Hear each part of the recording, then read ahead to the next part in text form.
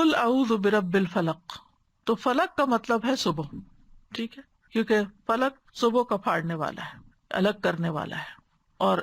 اسی طرح ہر چیز کو پیدا کرنے والا ہے۔ علماء کہتے ہیں کہ اس میں اس بات کی طرف اشارہ ہے کہ جو اندھیروں کو اجالے میں بدل دیتا ہے اور روشن کر دیتا ہے اور اندھیروں کو ختم کر دیتا ہے، تو وہ بیماری اور تکلیف کے اندھیروں کو بھی ختم کر سکتا ہے۔ یعنی جو ہستی، جو رب رات کو دن میں بدل دیتا ہے، وہ میرے دل کے غموں اور اندھیروں کو بھی دور کر کے اس کو روشن کر سکتا ہے، میرے دل کو بھی سکون عطا کر سکتا ہے۔ من شر ما خلق، ہر چیز کے شر سے جو اس نے پیدا کی، یعنی کسی بھی قسم کا شر، چاہے انسانی ہو یا حیوانی ہو یا جناتی ہو، یا پھر کوئی بجلی کا کڑکا ہو، یا کسی جانور سے متعلق ہو، یا آندھی ہو، طوفان یا پانی ہو، کچھ بھی ہو، دنیا اور آخرت دونوں میں ہر طرح کے شر سے بچانے والا صرف اور صرف اللہ ہی ہے۔ اب یہاں من شر ما خلق، اور اس کا مطلب کیا ہے کہ ہر وہ چیز جو اللہ نے پیدا کی، اس کا یہ مطلب نہیں کہ ہر چیز کے اندر شر ہے، بلکہ جن چیزوں کے اندر شر ہے ان سے پناہ مانگے۔ جیسے اب فرشتے ہیں تو ان میں تو کوئی شر نہیں، ٹھیک ہے نا، اسی طرح انبیاء ہیں، ان میں بھی شر نہیں، جنت ہے اس میں بھی شر نہیں۔ لیکن عام روزمرہ زندگی میں جو چیزیں ہمیں نظر آتی ہیں، بعض اوقات اچھی بھی نظر آتی ہیں، لیکن ان کے اندر بھی ہمارے لیے بعض اوقات تکلیفیں ہوتی ہیں۔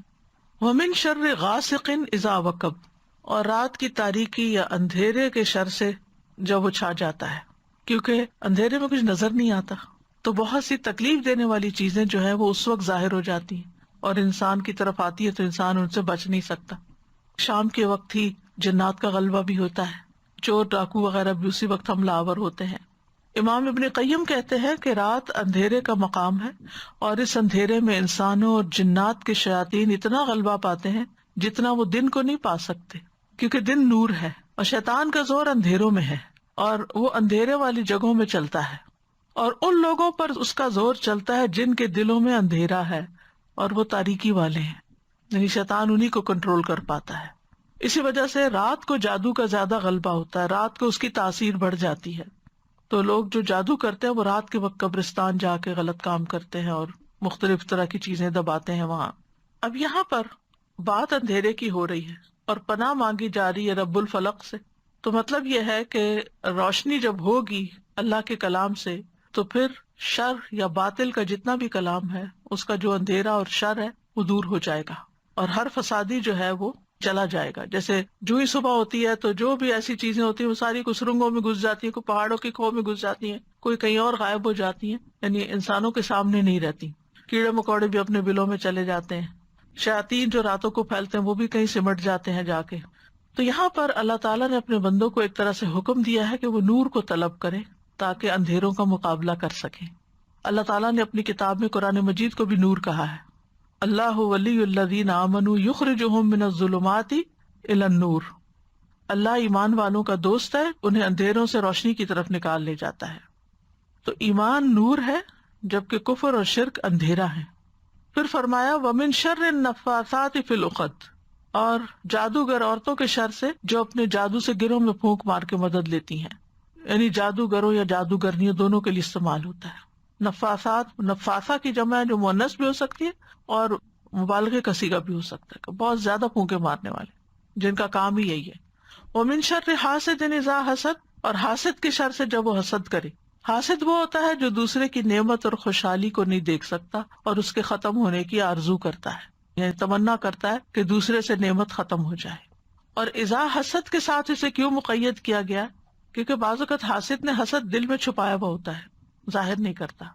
اور ایسے میں دوسرے انسان کو کوئی تکلیف نہیں ہوتی۔ اگر کوئی شخص کسی سے حسد کرتا ہے، آپ سے کرتا ہے، اور آپ کو پتہ ہی نہیں ہے، تو پھر آپ کو تو کوئی تکلیف نہیں ہوگی، نہ دل میں ہوگی نہ ویسے ہوگی۔ لیکن جب وہ حاسدانہ کوئی کام کرتا ہے، حاسدانہ نظروں سے دیکھتا ہے، یا کوئی ٹونٹ کرتا ہے، یا کوئی ایسی بات آپ کو سناتا ہے جس سے آپ کو تکلیف ہوتی ہے، تو اس وقت بھی انسان اللہ کی پناہ طلب کرے اور اس کے مقابلے پر ویسا نہ بن جائے۔ تو ان تمام قسم کے شر سے بچنے کے لیے ہمیں یہ سورت سکھائی گئی ہے۔ پھر سورت الناس ہے، قل اعوذ برب الناس، کہہ دیجیے میں انسانوں کے رب کی پناہ لیتا ہوں، ملک الناس، انسانوں کے بادشاہ کی، کیونکہ عام طور پر جب کسی کو کوئی پرابلم ہوتا ہے تو بادشاہوں کی طرف، بڑوں کی طرف جاتے ہیں، تو ہم سب سے بڑے بادشاہ کی طرف جاتے ہیں، الہ الناس، لوگوں کے معبود، یعنی اللہ سبحانہ تعالیٰ کی پناہ لیتے ہیں۔ تو ان تینوں میں اللہ تعالیٰ کی توحید اور اللہ تعالیٰ کی ملکیت یعنی بادشاہت اور توحید الوہیت کا ذکر ہے، اور ان چیزوں سے وسوسوں کے شر سے پناہ لینے کی بات ہے۔ آپ دیکھیں کہ پہلی صورت میں کتنی طرح کے شر تھے، لیکن اس صورت میں صرف وسوسوں کا شر ہے۔ تو اس سے کیا پتہ چلتا ہے کہ انسان کے سب سے بڑے دشمن اس کے اپنے ہی وسوسے ہیں جو اس کے دل میں آتے ہیں، چاہے اس کے اپنے نفس کی طرف سے آتے ہیں، کسی انسان کی طرف سے آتے ہیں، یا کسی شیطان کی طرف سے آتے ہیں۔ یہ جتنے نیگیٹو تھاٹس ہوتے ہیں جن کی کوئی بنیاد ہی نہیں ہوتی، کوئی اصل ہی نہیں ہوتی، یہ سب وسوسوں ہی کی شکل ہوتی ہے۔ یعنی کوئی ایک ایسی تکلیف دہ بات دل میں آ گئی، پھر ادھر سوچ کے اس سے انسان باہر نہیں نکل پاتا، اس کو بریک کرنا ضروری ہوتا ہے، اور اس کے لیے سب سے اہم ترین چیز ہے اللہ تعالیٰ کی پناہ لینا، اللہ سے مدد مانگنا۔ اور پھر شیطان کا وسوسہ کیا ہے کہ وہ لوگوں کے دل میں برا خیال ڈالتا ہے، اور بعض اوقات وہ شر یہ ہوتا ہے کہ انسان کو برائی کو خوبصورت بنا کے پیش کرتا ہے، اور انسان اس کے جال میں آ جاتا ہے۔ یعنی چیز خراب ہے، غلط ہے، لیکن وہ اس کو اتنا خوبصورت بنا کے پیش کرے گا کہ انسان بھول ہی جاتا ہے کہ مجھے اس کام سے روکا گیا، مجھے یہ کرنا نہیں چاہیے، لیکن وہ اس کو اتنا اٹریکٹیو بنا دیتا ہے کہ انسان اس کے پیچھے چل پڑتا ہے،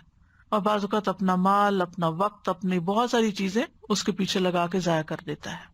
تو یاد رکھیے کہ جو وسوسہ ڈالتا ہے اس کا طریقہ یہ ہے کہ وہ آتا ہے، خیال ڈال کے چلا جاتا ہے، پھر دیکھتا ہے کہ یہ ذرا بھولنے لگا، پھر دوبارہ آ جاتا ہے، پھر تو اسی لیے فرمایا کہ وسواس الخناس، جو پلٹ پلٹ کے آتا ہے، یعنی انسان کو چھوڑتا ہے ہی نہیں۔ انسان اور شیطان کی یہ جنگ جو ہے یہ مرتے دم تک ہے۔ جب انسان کی موت آتی ہے تو اس وقت بھی وہ آ کے دل میں برے خیال ڈالتا ہے کہ تم کیسے کہتے ہو رب رحمان ہے جب تم کو اتنی تکلیف میں ہو، ایسی بیماری میں ہو، اور انسان کو پاگل کر دیتا ہے برے خیالات ڈال ڈال کے اس کے، کیونکہ جب اسپرٹس لو ہوتی ہے نا، جب انسان فزیکلی ویک ہوتا ہے تو وسوسوں کی بھرمار بھی اور آ جاتی ہے۔ جب انسان ہیلدی ہوتا ہے، جب انسان کی کمپنی اچھی ہوتی ہے، جب انسان کا قرآن کے ساتھ تعلق ہوتا ہے، تو یہ سارا اس کے لیے قلعہ بن جاتا ہے۔ کل جیسے میں نے ذکر کے فائدے بتائے تھے کہ وہ ہمارے لیے قلعے کی طرح کام کرتے ہیں۔ جب ہم اس قلعے میں ہوتے ہیں، فورٹ میں ہوتے ہیں، تو شیطان اس کے اندر نہیں آ پاتا، اسے بہت مشکل پڑتی ہے۔ لیکن جب ہم ان اذکار کو نہیں کرتے، یہ صورتیں نہیں پڑھتے، تو پھر کیا ہوتا ہے؟ شیطان کو خوب موقع مل جاتا ہے حملہ آور ہونے کا۔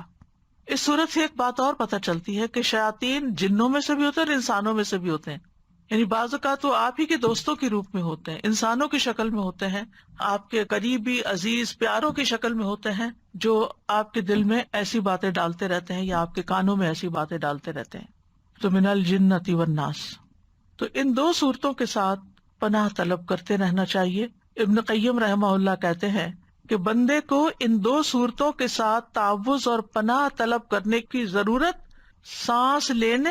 کھانے پینے اور لباس پہننے سے بھی زیادہ ہے۔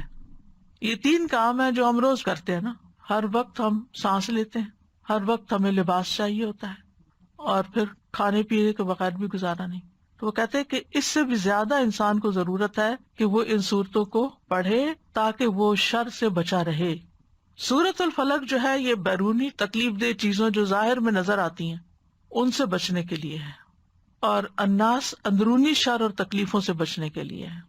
کیونکہ شیطان بھی چھپ کے وسوسہ ڈالتا، پتہ ہی نہیں چلتا، اور ہمارے نفس کے اندر سے جو خیالات اٹھتے وہ بھی نہیں پتہ چلتے۔ تو ہمیں ہر حال میں اللہ تعالیٰ کی پناہ لیتے رہنا چاہیے۔